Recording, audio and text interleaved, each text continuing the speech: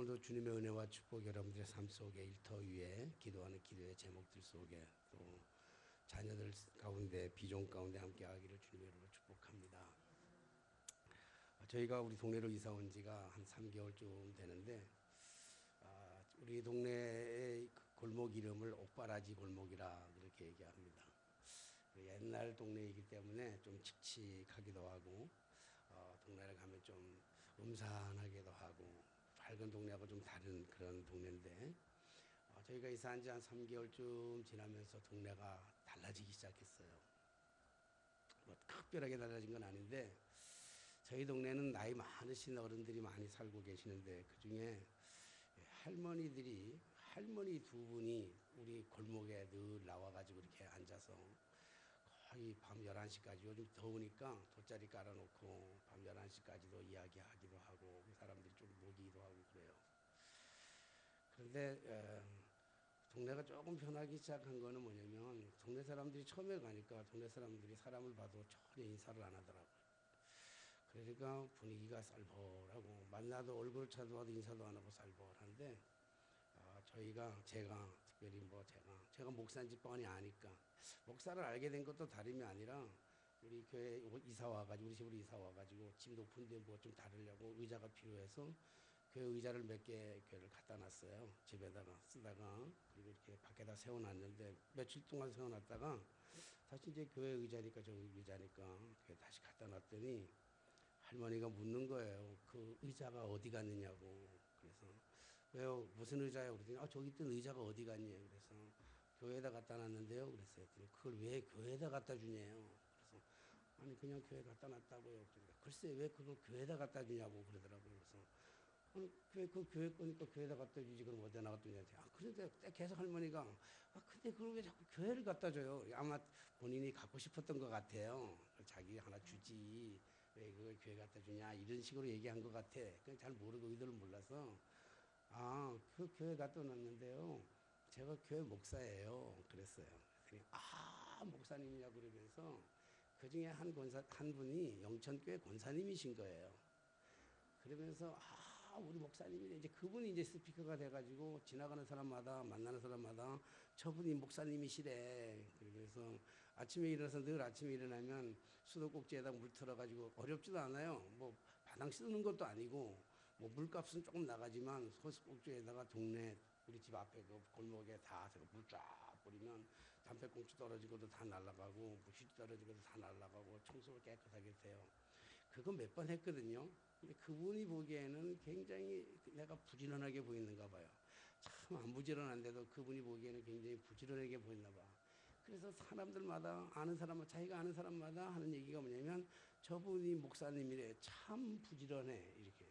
그 얘기에 이제 붙었어요. 그러다가 가끔씩 교회에서 수박을 먹고 이제 좀 남으면 오랫동안 일주일 동안 보관하기가 좀 어려우니까 좀 잘라가지고 집에 들어가는 길에 틀림없이 또 앉아 있으니까 할머니들이 할 일이 없으니까 꼭 앉아 계셔요. 그럼 들어가면서 수박도 이제 갖다 주기도 하고 좀 가끔 가다가 까베기가 있으면 까베기도 사다 드리기도 하고 가끔 이제 그래요.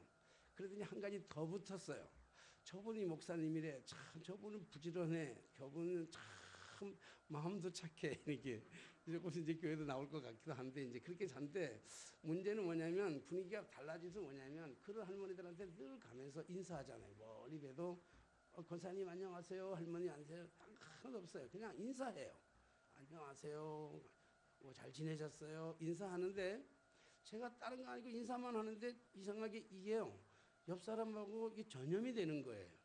그러니까 다른 사람들도 전혀 인사 안 하던 사람들이 어떤 분, 그 사람들은 내가 얘기 소개하지 않았을 때는 내가 목사인지 모르니까 그냥 내가 여기 와서 젊은이가 인사하고 우리 애들도 지나가면서 할머니들한테 인사하기도 하고 이러니까 동네가 점점 인사하는 분위기로 바뀌어지는 거예요. 인사하는 분위기로 이렇게 바꿔지기 시작하면서 동네가 밝아졌어요. 환해지고 밝아지고 동네가 아주 좋아진 거예요.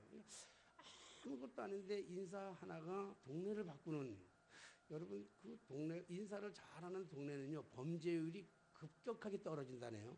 뭐 통계적으로 보면 인사 안 하고 지내는 동네보다는 서로 인사하고 집에 역사하는 인사하고 지내는 동네가 훨씬 더 범죄율이라든지 이런 것이 떨어진대요. 그래서 아마 그동안에도 범죄가 없었지만 우리 옥바라지 골목에는 범죄가 더 사라질 줄로 믿습니다. 오늘 우리 교회 오면서 막 처음에 일찍 오신 분들은 잘 모르지만 늦게 오신 분들은 잘 모르지만 일찍 오신 분들은 인사하느라고 아주 배꼽 잡았어요. 우리 늦게 오신 분들을 위해서 다시 한번 옆 사람하고 인사 드리겠습니다. 사랑합니다. 축복합니다. 한번 진심으로 한번 해줬으면 좋겠어요. 옆 사람한테 사랑합니다. 축복합니다. 우리 조경철 박사님이 하시는 것은 굉장히 건성으로 하는 것 같아요. 안녕하세요.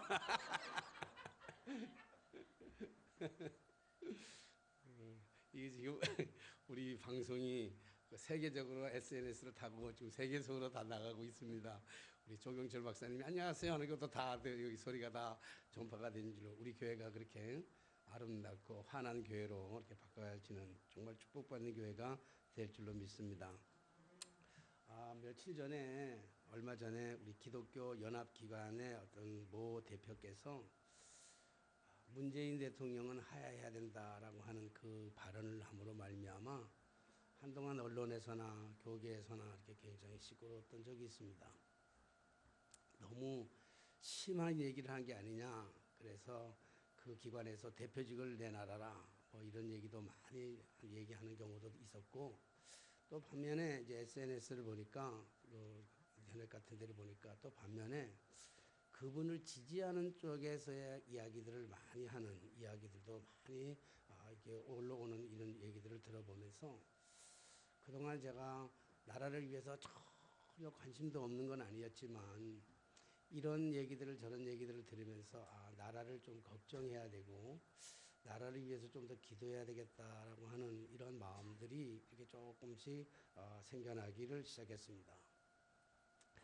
지금까지 제가 정치적으로 어떤 관여를 했다든지 정치적인 발언을 한다든지 그리고 또 제가 뭐 강단에 서서 정치적인 설교를 거의 제 생각에는 거의 해본 적이 없는 것 같아요.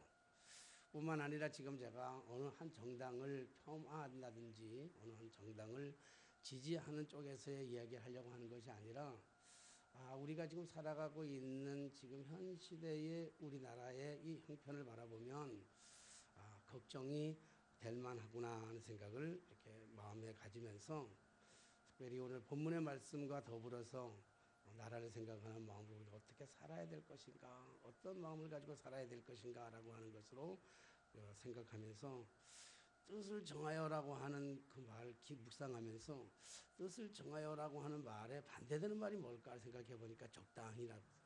그래서 제목을 적당히라고 잡았습니다. 뭐든지 좀 적당하게 살아가는 게 참 좋을 것 같아요. 예수를 믿어도 좀 적당하게 잘 믿으면 되지 특별하게 이렇게 별나게 그렇게 믿어야 될 필요가 있을까? 뭐 이런 이런저런 많은 생각들을 하게 되었습니다. 어느 나라든지 그 나라의 백성들이 잘 살고 못 살고는 그 나라의 지도자들의 영향력이 굉장히 크지요.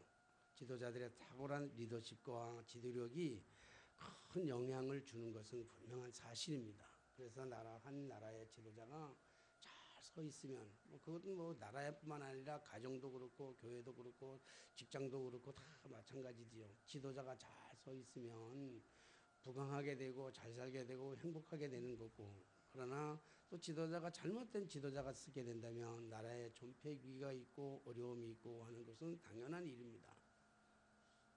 하지만 진짜 나라의 흥망성쇠는 어디에 있는가 하면 한 개인의 어떤 지도자의 영향에 따른 것이 아니라 한 나라의 흥망성쇠는 하나님의 절대적인 주권임을 그렇게 우리는 고백하지 아니할 수가 없을 것입니다. 지금 우리나라 국민들이 나라를 걱정하며 대부분 불안해하고 있는 것은 사실입니다.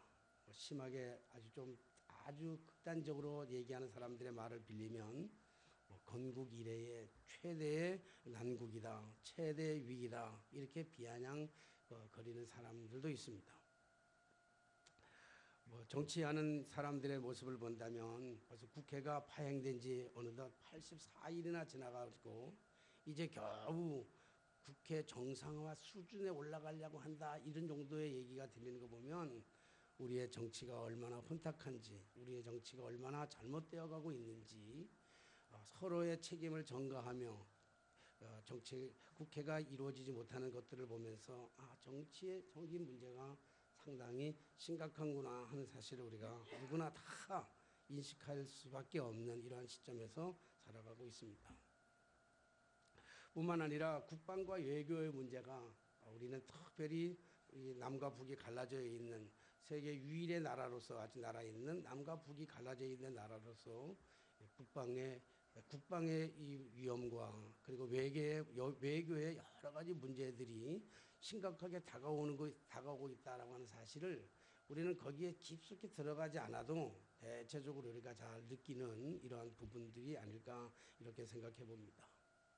뿐만 아니라 경제적인 위기감이라고 하는 것, 이것은 노사뿐만 아니라 소상공인들이 겪고 있는 그 실체는 우리가 말하는 것보다 심각한 피부로 와닿을 만큼 경제적인 위기 속에 살아가고 있습니다. 물론 상대적이기 때문에 과거 우리가 살아갔던 우리의 시제에 보면 참 잘 사는 것은 사실입니다. 보릿고개를 지냈던 그 시절, 저도 그런 많은 경험을 했어요. 저도 배가 고파서 산에 가서 칡뿌리로 배를 이렇게 불렸던 적도 있고, 진달래꽃 뜯어먹기도 하고, 아카시아 꽃을 뜯어먹기도 하고, 그래서 산에 가가지고 소나무 껍데기 벗겨가지고 그 송진 빨아먹으면서 걸어서 허기를 달래던 그 시절이 제가 살던 시절, 우리 교회는 대체적으로 저 연배하고 비슷하니까 그런 경험들이 많이 있으라 생각됩니다만은 그때에 비해서는 우리가 훨씬 더 얼마든지 더 잘 사는 나라다. 우리가 그렇게 얘기할 수 있지만 상대적인 빈곤을 가지고 얘기한다 그러면 지금 우리가 살아가는 많은 사람들이 특별히 소상공인들이 겪는 피부로 겪는 그러한 그 경제적인 어려움이라고 하는 것은 심각할 정도로 문제가 다가온 것은 사실입니다. 그래서 많은 사람들이 나라를 염려하는 것은 총체적인 난관이다. 총체적인 문제다. 모든 것이 다 문제다. 이렇게 얘기하는 사람들이 있습니다. 저는 이런 시점에서 아까 말씀드렸던 것처럼 어느 정당을 편을 든다든지 어느 정당을 아주 나쁘게 폄하하는 것을 얘기하는 것이 아니고 저는 사실은 정치에 대해서 잘 모릅니다. 정치를 깊이 들어가 보지 못해서 정치에 대해서 깊이 관여하지 못해서 정치에 대해서 잘 모르고 특히 경제에 관한 더더욱 모릅니다. 가정경제도 저는 너무 몰라요. 가정경제도. 저는 벌어다 주는 돈보다 가져다 쓰는 돈이 더 많으니까 참 대단해. 우리 김유순 집사, 우리 재정부장은 대단해요. 나는 분명하게 내가 갖다 주는 돈보다 내가 갖다 쓰는 돈이 훨씬 더 많아. 저는 경제관을 잘 몰라요. 계산이 잘 안 되더라고요. 저는 옛날에 상고 출신이라서 참 계산을 잘했는데 목사가 된 어느 날부터는요 계산이 안 되는 거예요. 돈을 계산이 안 돼. 그래서 계산도 잘 몰라요. 그래서 경제적인 것도 사실은 관심을 안 두기 때문에 어떻게 경제를 키워야 되느냐, 경제인들에 대해서 얘기할 수 있는 얘기가 저는 잘 몰라요. 더군다나 국방이나 외교라고 하는 것은 더군다나 저는 관심이 없고 잘 모릅니다. 잘 모르고 관심이 없으니까 어떤 때는 사람들이 그렇게 비아냥거리기도 해요. 목사가 목회하려고 그러면 정치도 알아야 되고 경제도 알아야 되고 외교도 알아야 되고 국방도 알아야 되고 문화도 알아야 되고 다 알아야 되는 건 아니냐, 이렇게 얘기를 많이 해요. 왜 그런 얘기를 들을 때마다 조금 부끄럽기도 하고, 근데 이상하게 관심이 없어. 경제책을 봐도 별로 잘 눈에 안 들어가고 정치책을 봐도 눈에 잘 안 들어오고 잘 안 들어오는 거예요. 그래서 경제, 정치, 문화, 스포츠는 텔레비전을 가끔 보고 스포츠는 봐도 스포츠의 이 중요한 내용은 잘 몰라요. 그냥 우리나라 선수만 나오는 거 보지 우리나라 선수가 없으면 안 봐요. 저는 또 우리 아이들이 그러더라고. 아빠는 우리나라 선수만 나오는 것만 보지 다른 건 안 본다. 그래, 우리나라 선수만 보고. 그러니까 어떤 면에서 저는 스포츠를 잘 몰라요. 자세하게도 잘 몰라. 그렇기 때문에 총체적인 문제에 대해서는 잘 모르지만 한 가지 분명하게 알고 있는 것은 있어요. 한 가지 분명하게 알고 있는 것은 뭐냐면 정치나 경제나 그러나 이런 외교나 국방의 문제로 인해서 나라가 멸망하지 않고 하나님의 뜻대로 살아가지 않을 때 나라가 멸망한다. 모든 것이 다 나라의 흥망성쇠는 하나님의 주권에 달려있다라고 하는 사실에 대해서 신앙적인 관점에 대해서는 끊임없이 기도하고 끊임없이 생각하고 끊임없이 바라보고 있는 거예요. 하나님을 두려워하는, 정말로 하나님을 두려워하는 정치인들이 있다고 한다면 정치를 이렇게 안 할 거예요. 하나님을 진정으로 사랑하는 그러한 경제인들이 있다고 한다면 경제를 이렇게 파탄지경으로 만들어가지 않을 거예요. 하나님을 정말로 두려워하는 그러한 사람들이라고 한다고 한다면 국방 문제나 외교의 문제는 이렇게 문제로 치닫지 아니하고 바른 길로 갈 것이라고 하는 사실에 대해서 저는 확실하게 알고 있습니다. 우리가 몸이 아프면 병원에 가잖아요. 몸이 아프면 병원에 가가지고 의사의 진단을 받고 의사가 해주는 처방을 가지고 처방약을 먹고 우리의 몸을 회복하게 되는 것이죠. 그렇다고 한다면 나라가 병들면 어떻게 해야 되나요? 이 나라가 병이 들면, 아니면 심지어 가정이 병이 든다면, 아니 사회가 병이 든다면 어떻게 해야 되나요? 이 사회가 병들고 가정이 병들고 나라가 병들면 우리는 하나님께로 나아가야 된다고 저는 믿는 사람입니다. 제가 나라를 걱정하는 것은 정치를 걱정하는 것이 아니고 경제를 걱정하는 것이 아니고 국방이나 외교를 걱정하는 것이 아니라 이 나라 속에 지금 하나님을 떠난 이 백성들, 하나님을 두려워하지 아니하는 지도자들 때문에 걱정하고 있는 거예요. 하나님을 두려워하지 않는 지도자들의 영적 문제 때문에 제가 두렵고 심각한 나라의 문제라고 생각하는 거예요. 많은 사람들이 정치가 문제라고 얘기합니다. 경제라고 문제라고 얘기합니다. 국방과 외교라고 아주 핏대를 세워가면서 그렇게 강력하게 얘기하고 있습니다. 그런데 정작 이 나라의 심각한 문제는 그런 문제가 아니라 기독교의 정체성의 문제가 아닐까 이렇게 생각합니다.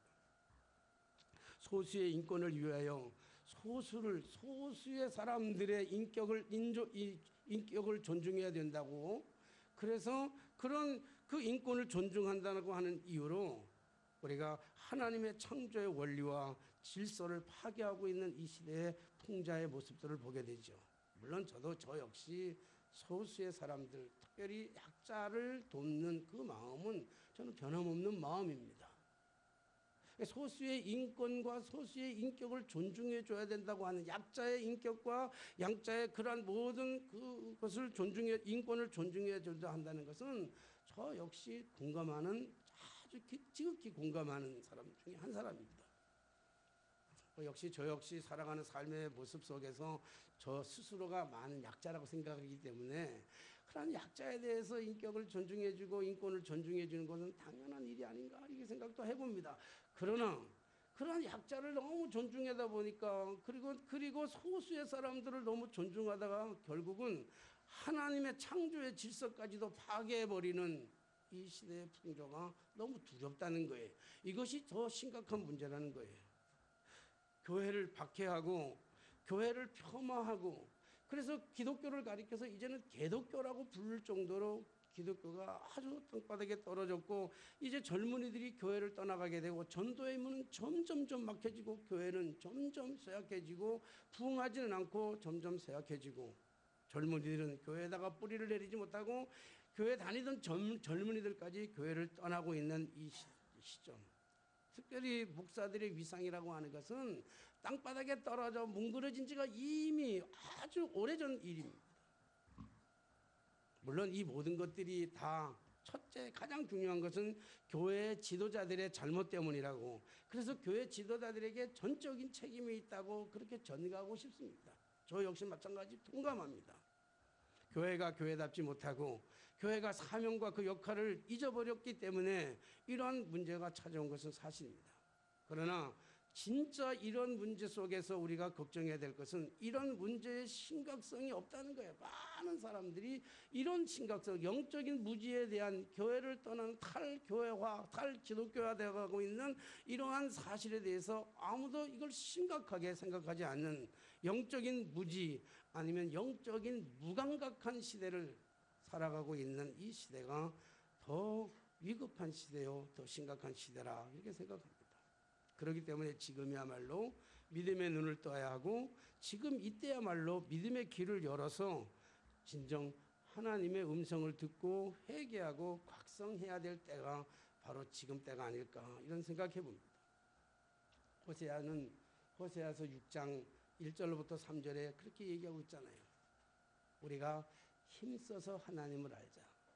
우리가 이때가 뭐냐면 힘써서 하나님을 알 때 하나님이 어떤 분이신지 정말 하나님에 대해서 대충 하는 게 아니라 하나님에 대해서 적당하게 하는 것이 아니라 하나님에 대하여만 아는 것이 아니라 하나님 그분의 인격 하나님이 도대체 어떤 분인지를 정확하게 알기 위해서 호세아는 가슴을 찢으면서 이스라엘 백성들을 향해서 외쳤던 그 외마디가 하나님을 알자. 우리가 하나님을 알자. 힘써서 하나님을 알자. 태어나면서부터 하나님에 대한 이야기를 태어났어요. 태어나서 처음 들었던 이스라엘 백성들은 태어나면서 처음 들었던 이야기가 야훼 하나님일 거예요. 아빠 엄마를 부르기 전에 먼저 불렀던 이름이 어쩌면 야훼 하나님이었는지도 몰라요. 그렇게 하나님을 알고 있는 그 이스라엘 백성들을 향해서 호세아 선지자는 피를 토하는 외침을 하는 외침이 뭐냐면 우리가 하나님을 알자. 힘써서 하나님을 알자라고 외치면서 그리고 얘기하는 게 뭐냐면 돌아오라는 거 아니에요. 하나님께로 돌아오라. 하나님께로 돌아오라고 하는 것이 이사야 선지자의 그 외침입니다. 저는 오늘 이 말씀들을 묵상해 보면서 이 말씀을 우리가 무시한다면, 이 말씀을 지도자들이 무시한다면, 교회 지도자들이, 나라의 지도자들이 이 말씀을 무시한다면 어쩌면 대한민국도 장담할 수 없지 않겠나 하는 생각을 해봅니다. 북왕국 이스라엘이 멸망한 것은 BC 기원전 721년에 아수르라고 하는 나라에 의해서 전폭적으로 망하게 되었습니다. 물론 많은 망하게 되는 과정의 증세들이 나타났지만 그러나 이스라엘 백성 이 북왕국 이스라엘이 두 쪽으로 나누어져서 솔로몬 이후에 여로보암과 르호보암이 두 나라가 쭉 잘라져서 우리 대단과 남한과 북한이 갈라진 것처럼 북왕국 북이스라엘과 남왕국 유다가 이게 갈라져서 통치하며 살아갔던 그 시절. 그래서 북왕국 이스라엘은 아수르에서 기원전 주님이 탄생하기 721년 전에 나라가 이스라엘은 아수르에 의해서 폭삭 망하고 말았습니다. 남왕국 유다는 그 후에 130년이 지난 BC 586년에 바벨론이라고 하는 나라에 의해서 나라가 망했습니다. 완전히 망해버렸습니다. 그러니까 북이스라엘도 망했고 남유다도 망하고 이스라엘이 전폭적으로 나라가 망했습니다. 나라가 망하는 그 당시에 많은 증세들이 있었지만 많은 외교의 증세라든지 경제적이라든지 정치적이라든지 많은 문제가 있었지만 그 누구도 이스라엘 백성들이 망할 것이라고 이스라엘 나라가 망할 것이라고 하는 것은 아무도 알지 못했어요. 물론 이스라엘 백성들조차도 북이스라엘이 멸망한 이후에도 그것을 지표로 삼고 남유다가 지표로 삼아야 됨에도 불구하고 남유다 역시 그 이스라엘이 왜 망가졌는지 왜 멸망했는지를 도무지 이해하지 못한 채 남왕국 유다는 그렇게 살아가다가 586년 BC 586년에 바벨론에 의해서 나라가 전폭적으로 망했습니다. 나라가 망한 성서적 근거를 본다면 나라가 망한 근본적인 이유가 무엇입니까? 이스라엘 백성들은 다 누구도 나라가 망할 것이라고 하는 얘기를 제대로 하지 않아서 하긴 사람들도 있었어요. 선지자들 통해서 하나님께로 돌아오라고 하나님의 말씀대로 살아야 된다고 하나님의 뜻대로 살아야 된다고 외친 사람들도 있지만 오히려 그 사람들은 동족에 의해서 톱으로 켜 죽임을 당하기도 하고 외면당하기도 하고 그리고 그들의 얘기가 무시당하기도 하고 그래서 그 말을 듣지 못하는 결과적으로 나라가 멸망할 수밖에 없는 그러한 위기에 처하게 됐던 것이죠. 남왕국 유다의 멸망이 586년 BC 586년 바벨론에게 완전히 멸망할 그 당시쯤 그 누구도 이스라엘 멸망한 것을 몰랐습니다. 결국은 나라가 망하고 났어야 그들이 포로로 잡혀가고 흩어진 백성들이 되어버리고 정말로 나라가 없는 그런 위기 속에서 저들은 포로로 잡혀간 후에야 피 맺힌 고통을 통해서 비로소 알게 되는 왜 나라가 망했는지를 알게 되는 그러한 것들을 경험하게 되는 것이죠. 소 잃고 외양간을 잃는다고 하는 우리나라의 속담처럼 결국 우리는 망하고 나서야 깨닫으면 너무 늦잖아요. 북이스라엘의 멸망을 보면서도 남유다는 어쩌면 우리는 영원할 거라고 생각했는지도 모릅니다. 그러나 그것은 100여 년도 가지 않아서 남유다도 결국은 멸망을 당할 수밖에 없었죠. 남유다가 멸망당하기 얼마 전 남왕국 유다를 제18대 왕인 여호야김이 다스린 지 제3년째 되는 때에 바벨론의 군대가 쳐들어와서 예루살렘을 전체를 포위했습니다. 그리고 그 안에 있는 예루살렘 성전 안에 있는 성전의 기물들을 다 도륙해 갑니다. 그리고 왕족들의 자녀들, 귀족들의 자녀들, 그 자녀들 중에서 흠이 없고 용모가 단정하고 지혜와 지식과 학문에 뛰어난 사람들, 그 소년들을 골라다 붙잡아 가지고 어디를 가냐면 바벨론으로 포로로 붙잡아 갑니다. 여기에 붙잡혀 갔던 사람들 가운데, 그 많은 사람들 가운데 오늘 대표적인 사람 네 사람을 얘기하고 있죠. 다니엘과 하나냐와 미사엘과 아사랴. 우리는 사드락과 메삭과 아벳느고라고 하는 바벨론의 이름을 더 기억 잘하고 있죠. 어쨌든 사드락과 메삭과 아벳느고이든지 이스라엘 이름으로 하나냐와 미사엘과 아사랴든지 다니엘, 이 네 사람이 오늘 이 사람들이 행한 일들이 오늘 기록되어 있습니다. 오늘 8절의 말씀 보니까 다니엘은 뜻을 정하여 왕의 음식과 그가 마시는 포도주로 자기를 더럽히지 아니하니라 그랬어요. 오늘 이 말씀을 보면서 다니엘은 뜻을 정하여 왕의 음식과 그가 마시는 포도주로 자기를 더럽히지 아니하리라고. 제가 감리교신학대학을 졸업하자마자 이제 제일 처음 나갔던 교회가 이 사대문 안에 있는 어느 모 교회 전도사로 가게 되었어요. 전도사로 갔는데 전도사로 가가지고 있는데 가서 뭐 한 3달쯤 지났는데 저를 보고 이제 오후 예배 설교를 한번 하라 그러더라고. 전도사니까 부목사는 없는 교회인데 전도사니까 설교를 한번 하라 그러더라고요. 긴장도 많이 되는데 그날 설교가 그 주체가 뭐냐면 성가대 헌신 예배. 성가대 헌신 예배라서 오늘 성가대 헌신 예배 전도사가 오늘 설교하시오. 그래가지고 이제 제가 설교를 준비해가지고 나름대로 열심히 준비했어요.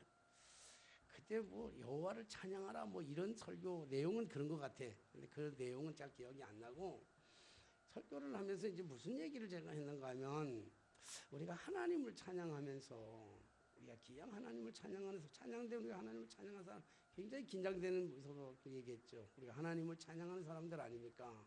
성가대 오늘 찬양 예배니까 하나님을 찬양하는 사람들이니까 기양 우리가 먹는 것도 마시는 것도 우리가 골라 먹어야 되지 않겠습니까? 그러면서 내가 얘기한 게 뭐냐면 제가 정확하게 기억이 나요. 그래도 우리가 찬양되면 그래도 술이나 담배 같은 것은 좀 안 피우는 게 좋지 않겠습니까? 그래서 우리가 깨끗한 입술을 가지고 깨끗한 것을 가지고 하나님 앞에 찬양을 부르는 게 좋겠습니다. 라고 설교를 했어요. 설교를 끝났어요. 맨 처음에 하는 설교니까 뭐 잘했는지 못했는지 모르고 아주 당황되고 긴장도 되고 뭐 나름대로 열심히 준비해서 열심히 한다고 했어요.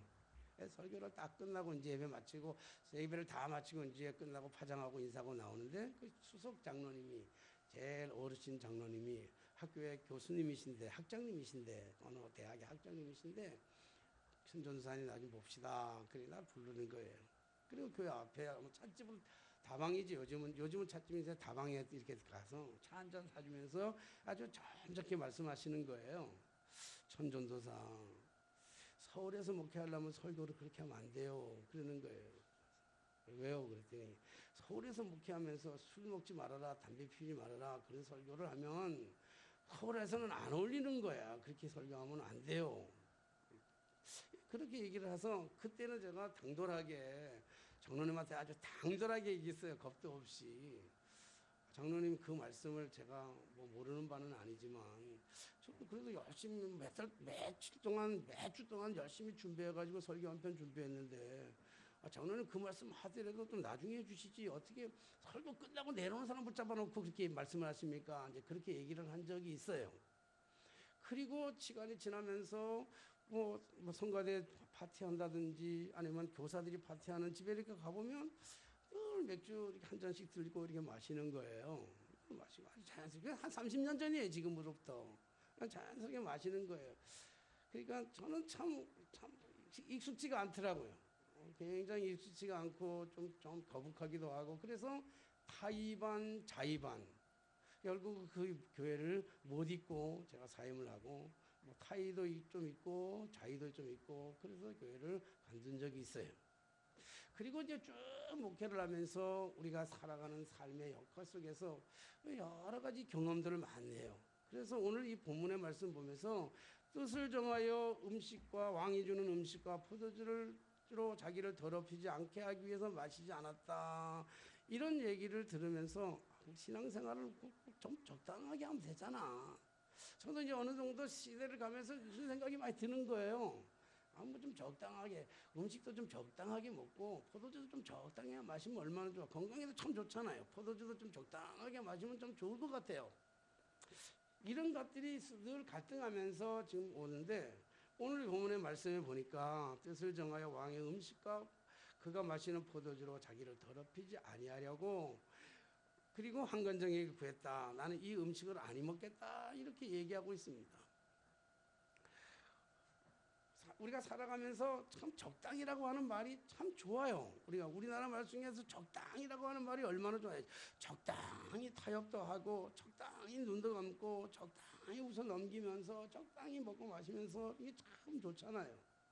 오늘 여기에 보니까 뜻을 정하여. 근데 오늘 뜻을 정하여 왕의 음식과 포도주를 먹지 아니하였다라고 이렇게 얘기하는데 우리가 많은 사람들이 자칫 잘못 왜곡을 하면 오늘 뜻을 정하였다라고 하는 그 자체를 좀 띄어내버리고 딴 데 떼어내고 그가 왕이 주는 음식, 고기 음식이에요. 당시 고기 음식이라고 하는 것은 당시에는 제사를 지냈던 번제를 드렸던 제물로 드렸던 하나님께 제물이 아니라 우상에게 제물로 드렸던 그 고기를 가지고 먹는 거기 때문에 아니 먹었다. 고기, 포도주에 대한 이야기를 하는데 이 본질이 아니란 말이에요. 지금 이 얘기는 그게 본질이야. 뜻을 정했다라고 하는 게 본질이지. 뜻을 정했다고 하는 게 본질이지 음식을 포도주를 안 먹었다라고 하는 게 본질이 아니란 말이에요. 그 당시에는 그게 그렇게 중요했기 때문에 그래요. 정말 중요한 건 뭐냐면 무엇을 먹었느냐 무엇을 안 먹었냐가 중요한 게 아니라 그들이 왜 뜻을 정해서 그거를 안 먹었냐 그 뜻을 정했다는 것이 뭐냐고 하는 것이 진짜 중요한 거란 말이에요. 지금 우리가 살아가면서 뭐 술 한잔 했다고 포도주 한잔 했다고 정죄하고 뭐 교회 그러면 안 된다 그러고 한잔 했다고 뭐라 그러고 그럴 수는 없는 거예요. 그래서 그 술 한잔 마셨다고 해서 구원받는 거고 멀어지고 이런 거 아니에요. 담배 한 대 피웠다고 뭐 그러는 것도 아니고 가끔 가다가 이제 여기 우리 교회 오다 보면 우리 어떤 분은 여기 잘하는 우리가 누구 잘 알아. 그분은 꼭 저 앞에서 담배 한 대씩 피워요. 그러면 내가 만나면 서로 어색할까봐 내가 이게 비켜줘.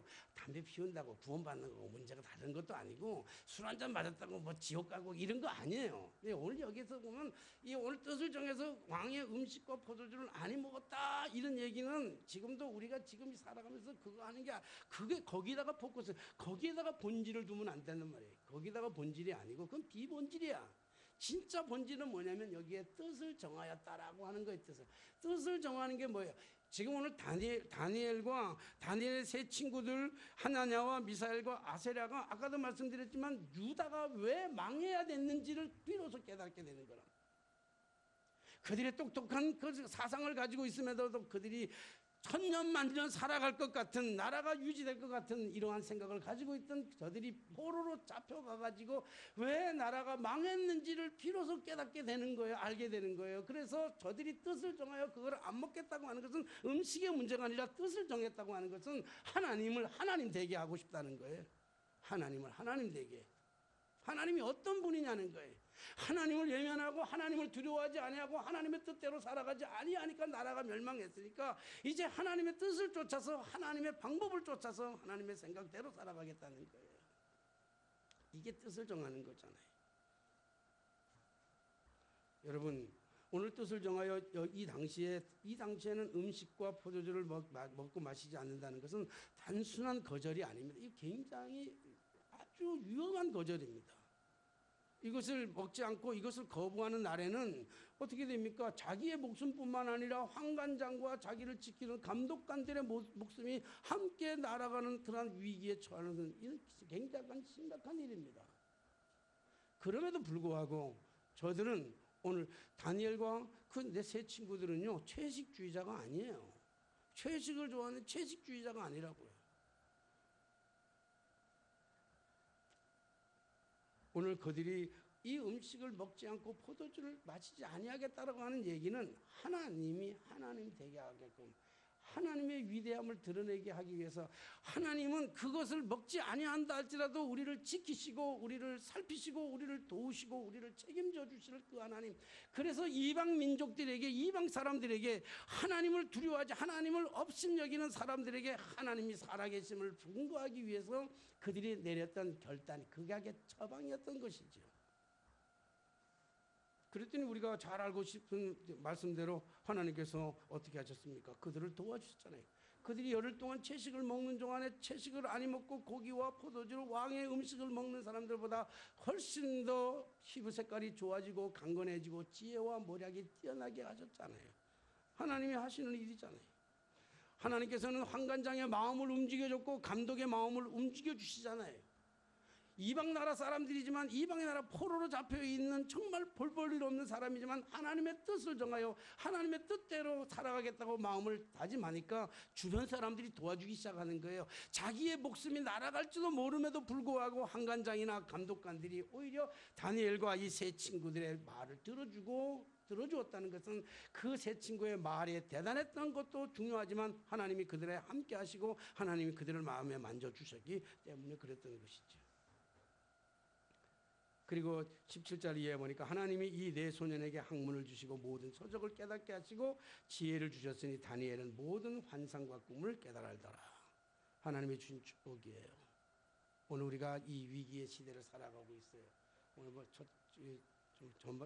앞에서 말씀드린 것처럼 오늘 우리가 전체적인 종합적으로 총체적인 위기 속에서 살아가고 있다.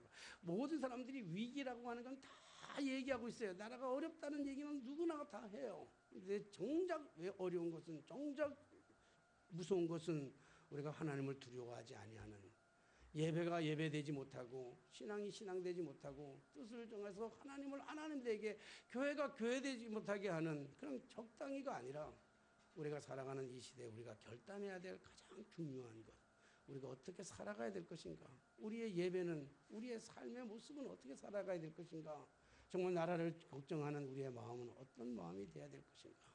오늘 단지 이 설교는 술을 먹지 말아라, 담배를 피우지 말아라, 음식을 골라 먹어라 이런 뜻이 아닙니다. 정말 이 위기 속에서 우리가 하나님의 뜻을 쫓아서 뜻을 정하여서 우리가 결단해야 될 가장 소중한 게 무언가.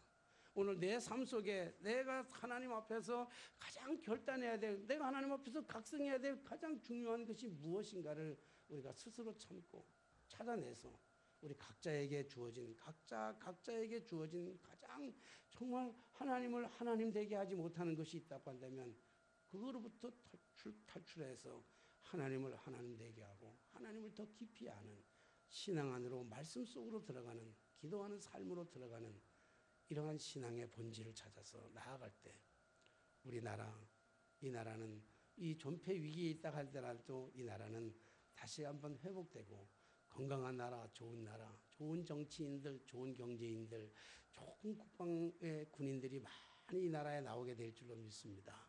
이 믿음을 가지고 오늘도 우리가 기도하고 나라를 걱정하고 나라를 위해서 진짜 정말 간절한 마음으로 기도할 수 있는 저희 파고다교회 성도들이 다 되게 되시기를 주님의 이름으로 축원합니다.